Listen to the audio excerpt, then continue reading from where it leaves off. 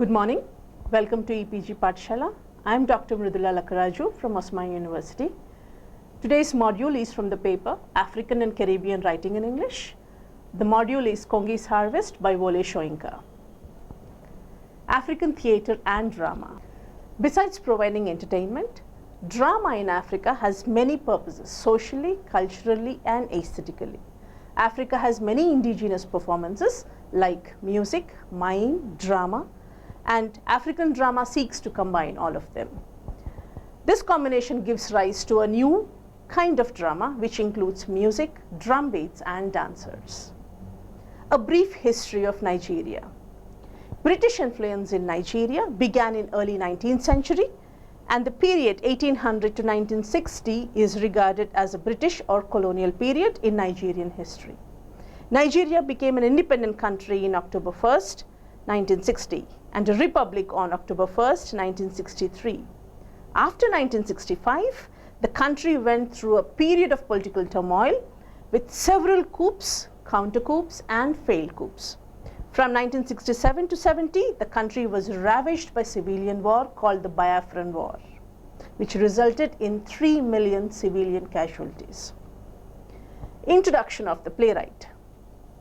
Akinwande Olu Wole Soyinka was born on July 13, 1934 in Nigeria. He is popularly called Wole Soyinka. He belongs to the Yoruba tribe. After graduating in 1958, he founded an acting company and most of the plays were directed by himself.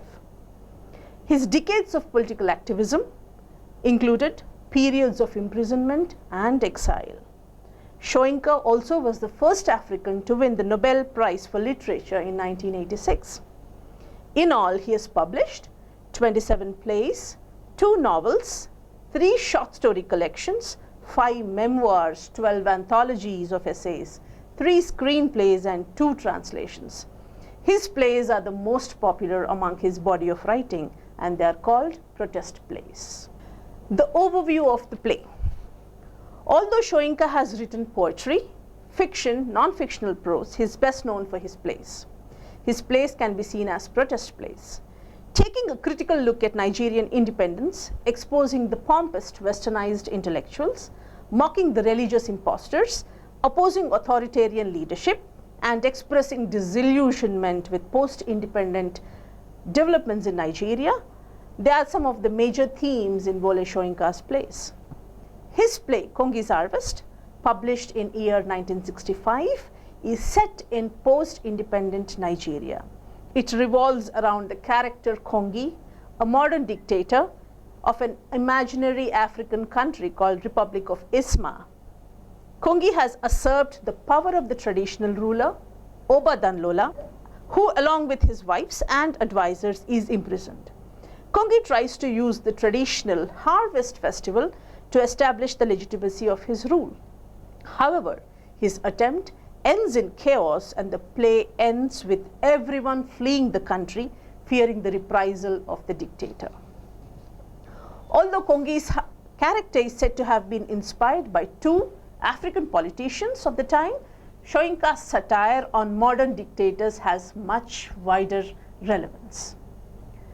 The characters in the play. Oba Danlola, the traditional ruler of the Republic of Isma. He is a man who is imprisoned by the dictator Kongi in an attempt to overthrow him. Dawodu, son to Sarumi and heir to Danlola's throne. He is sought by the secretary to mediate with Kongi on behalf of Oba Danlola. Secretary, Kongi's man, who organizes the harvest festival, and he represents Kongi on all his aspects. Kongi, the dictator of the Republic of Isma, who is very obsessed with his image. He wants the traditional ruler to peacefully pass on the baton of Republic of Isma into his hands. Seji, another character who owns a club, a very strong woman, and is daughter of Oba Danlola's staunch loyalist. There are some other characters which don't play such an important role in the play. Sarumi, a younger Oba, father of Dawodu. Wuruola, Oba Danlola's favorite wife. Ogbo Averi, head of conclave of elders. Dende, Oba Danlola's servant. The superintendent of the jail. members of the old Averi and members of Kongi's Averi. About the play. The new dictator of the Republic of Isma, Kongi, has taken over power by force from the traditional ruler and has imprisoned him. The traditional rulers, though critical of Kongi's rule, are not in a position to retaliate. The people of Isma have a tradition of celebrating a harvest festival at which best yam produced by the farmers is awarded a prize. The prize yam is then offered to the king in a show of acceptance of his rule. Kongi now plans to use this traditional festival to establish his rule. He wants the traditional ruler Oba to hand over the prize yam to symbolize a peaceful transition from a traditional ruler to the modern one. What happens to this play? What happens to this plan forms the plot of the play. The play has 4 sections: Hemlock, the first part, the second part, and the Hangover. The first part, Hemlock. This is the opening scene of the play. It starts with the rolling of the drums and the playing of the national anthem, prompting the audience to stand up. When the curtain goes up, the audience sees the traditional ruler Oba Danlola and his people with the retinue of musicians behind the bars. They now sing the parody of the national anthem, the juxtaposition of the national flag and their traditional ruler behind the bars prompt the audience to think, and it sets the tone of the play. Hemlock is a poisonous conifer. The scene in front of the audience is far from poisonous. It is of a group of people who are singing and dancing to the music. They are showing their dissent to the governance of the present ruler with a song. Their peaceful and almost comical way of protest brings out the poison spread through the administration, that is, the forced imprisonment. The group is reprimanded by the jail superintendent. Oba Danlola continues to sing, supported by Sarumi, the younger Oba. The songs are a satire on the political situation in Nigeria. For example, I quote from the text: "The pot that will eat fat, its bottom must be scorched," unquote. Exploitation of natural resources by force. I again quote from the text: "The sweetest wine has flowed down the tapper's shattered shins," unquote. One-way discourse of the government, which is insensitive to people's response. I quote: "With government diffusion sets, which talk and never take a lone word in reply," unquote. The superintendent finds the Nigerian national flag wrapped around Oba Danlola and quickly pulls it away in horror. Oba Danlola, being the traditional elder of the clan, and the superintendent, being a younger man, makes fun of him in a genial way. The jail superintendent represents the Oba and has to obey the dictator, Kongi. The elders, through their dialogue with the superintendent, inform the audience about the harmony their order has with nature. The true essence of symbiosis between the traditional rule and nature, as opposed to the exploitative practices of the new regime, is reminded to the viewers. Sarumi says, I quote from the text: "We lift the king's umbrella higher than men, but it never pushes the sun in the face," unquote.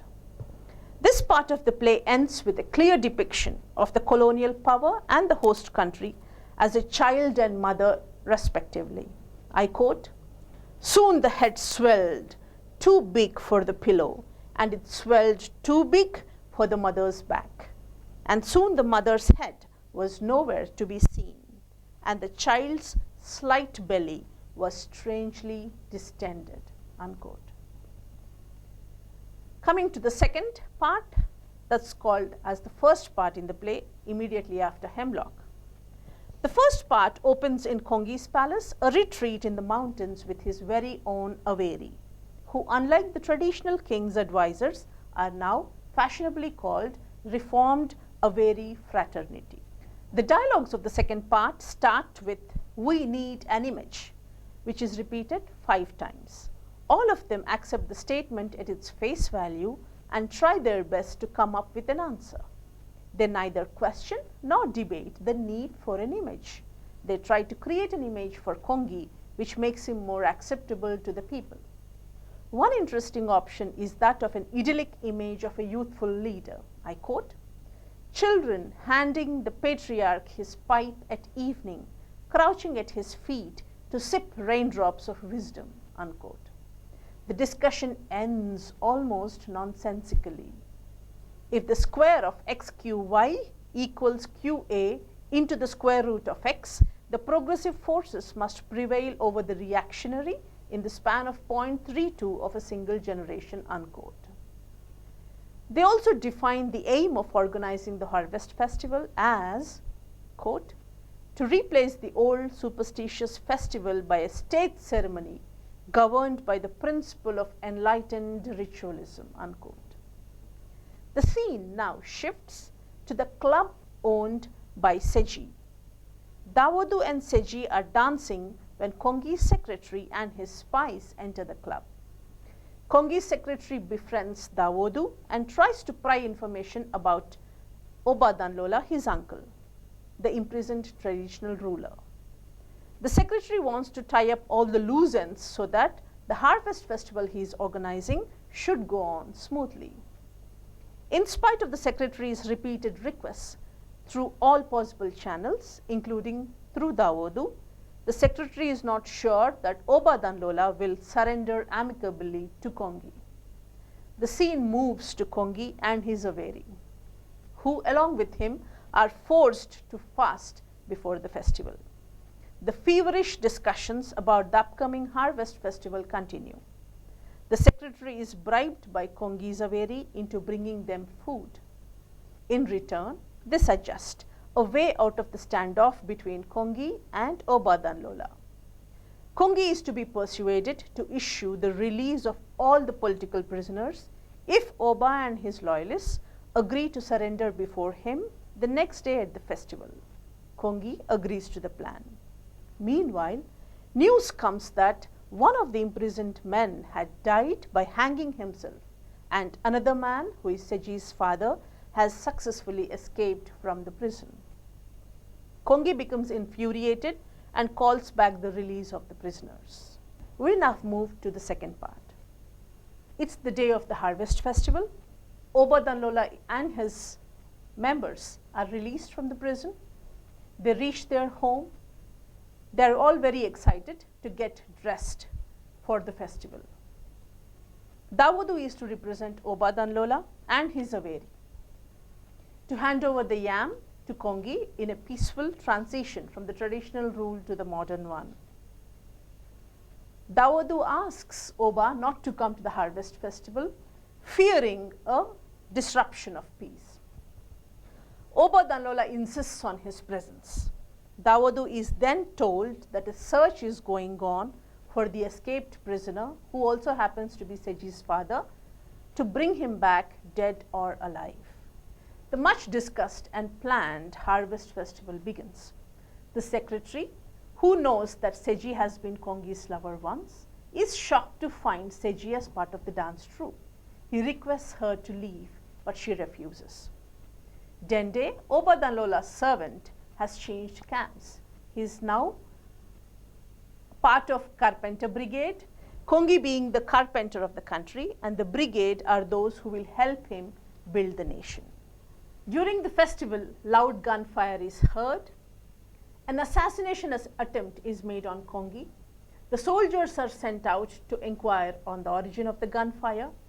They find Seji's father, who has made an assassination attempt on Kongi, and they kill him. This information is given to Seji in front of Kongi, as he wants to see her break down.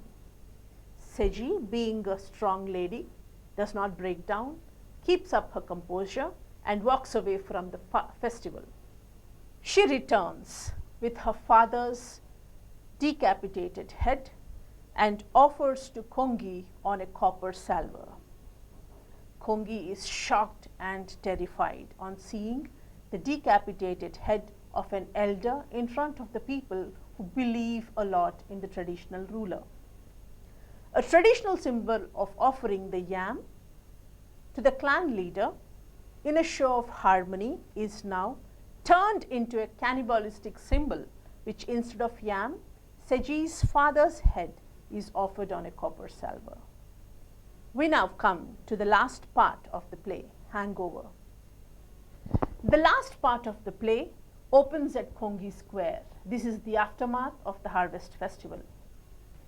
There is debris from the earlier days' festival littered around.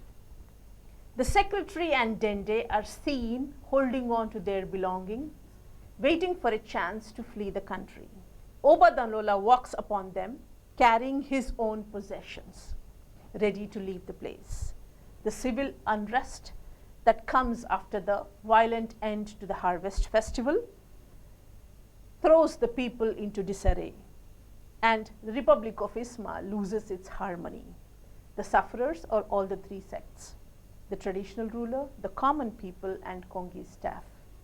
The last scene of the play sees them all fleeing the country, hoping to form an alliance against Kongi in some other place. And Soyinka offers no easy solutions to the problems of neocolonialism. The next part, the interpretations of the play. The play can be interpreted as a comic tragedy, as a political satire, and as a myth. We'll first look at the play's interpretation as a comic tragedy. The play starts with a comic note in Hemlock, where you find the elders of the clan dancing and singing parodies of national anthem. The seriousness creeps in with the death of one of the imprisoned elders in the jail. The interpretation of the play as a comic tragedy. There are numerous instances in the play which give a comical tone to the play. First, Hemlock, which starts with the traditional rulers of the clan singing and dancing to the parody of the national anthem, which makes us all smile. We also have an instance where Kongi, in search of a new image, poses for the photographer, trying to replicate the poses of the Christ, which also brings out a sense of comic to the play. This comic trail is suddenly brought to seriousness with the suicide of one of the elders who is unjustly imprisoned in the jail along with the traditional ruler Oba Danlola. The forced fasting of Kongi's Averi, the reformed Averi fraternity, is also very violent. It's an indication of what violence Kongi is capable of.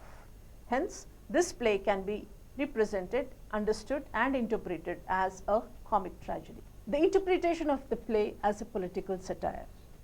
In traditional African cultures, I quote, "The king was always looked upon as a savior, the symbol of communal health, and its active defender and promoter. As a result, the slightest blemish or weakness in the king was regarded as a disastrous to the land and its people." I also quote, "A high spiritual status was afforded to the sacrificial victim for the reason that he was the one chosen to represent the community to the high gods. His status was that of a hero." These traditional values turn Kongi's plans upside down. Using the symbols of the king, Kongi wanted to rule the Republic of Isma. The events of the Harvest Festival end up unsettling Kongi's plans. His composure is lost in front of his people. All the political maneuvers of Kongi to legitimize his power are undone, with Seji's father becoming the sacrificial victim and thus earning the highest status of a hero. Kongi, in spite of all the power in his hands, still cannot achieve his much planned political goals. We'll now look at the interpretation of the play as a myth. The use of myth, an integral part of Yoruba tribe, is used extensively by Soyinka. According to Yoruba belief, the fertility of the land and prosperity of the people are deeply connected to the virility of the king, who is a divine incarnation. In the opening scene, Hemlock, when Oba Danlola tries to bow mockingly before the jail superintendent, the superintendent is horrified. The Yam festival, against the backdrop of which the play is set, also is a myth they strongly believe in. Kongi, through the harvest festival, chooses to claim the title of the king. Through his fast on the mountain, Kongi tries to evoke Christian images of a fasting Christ. The Last Supper with Dawodu, referring to Kongi as a messiah of pain. Kongi posing extravagantly to the photographer, who is helping with the image, reminds us of godlike postures. Finally, there are several references to Seji. Seji is called, I quote from the text, "The being of Seji swirls the night in portions round my head. Your eyes were bathed in tender waters, milk of all mothers flowed through your fingers. A coiled snake is beautiful asleep, a velvet bolster laid on flowers." Unquote. All these images interspersed through the text helps us understand the mythical aspects of the play. We now come to the final part of this lesson, the media adaptation of the play as a film. Produced in color by Kalpani Nigeria Films Limited and directed by Ossie Davis, this film was released in Nigeria in 1970 and had a running time of 85 minutes. The cast included Wole Soyinka as Kongi, Rashidi Onikoi as Obadanlola, Banjo Solaru as Sarumi, Dapo Adelugba as Dawodu, Femi Johnson as the organizing secretary, and Nina Baden Semper as Seji. The film is considered important because it was a committed attempt to translate one of the Soyinka's plays into film. The film made some changes because it had huge potential to explore. The additions of the film, the visuals were shot around Ibadan, the market and street scenes too. A scene of Kongi's military boisterously drinking and singing, Dawodu and Seji visit to the shrine are all additions to the already existing play. The film had a different end when compared to that of the play. The play ends with Seji offering her father's head on a copal salver to Kongi, which upturns Kongi's plans to regain order in Republic of Isma.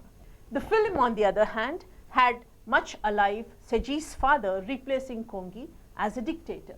Instead of a new order, we have an old order which is continuing with a new leader. Soyinka did not approve of this change and he distanced himself from the film.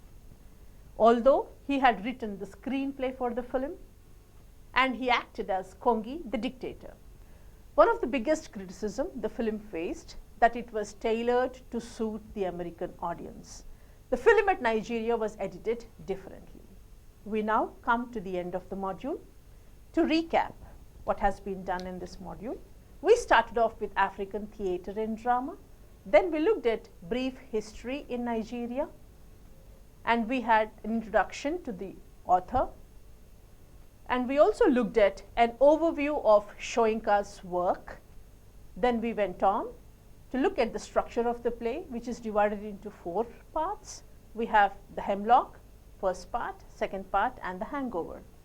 We also looked at how the play is a statement against the authoritarian rule in post-independent Nigeria. We ended the module with the description of the media adaptation of the film. Hope this lesson was useful in your understanding of Wole Soyinka's Kongi's Harvest. For further reference, please refer to the e-text that's attached along with this. Thank you.